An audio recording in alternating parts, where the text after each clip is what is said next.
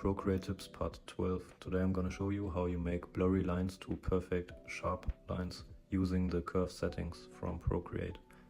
So you can see the design is very blurry, the lines are not clean. So you click on the adjustment settings and click on curves. Then you set the left dot, drag it a little bit to the right, and the right dot a little bit to the left.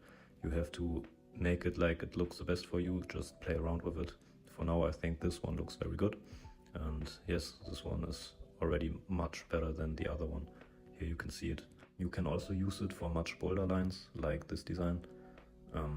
It works for every pure black and pure white designs, but sometimes you can use it also for shadings, but you have to make sure that not too many details are fading out.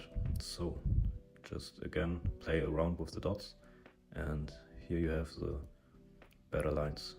Look at the difference, it's huge. So thank you for watching, I hope you liked the video.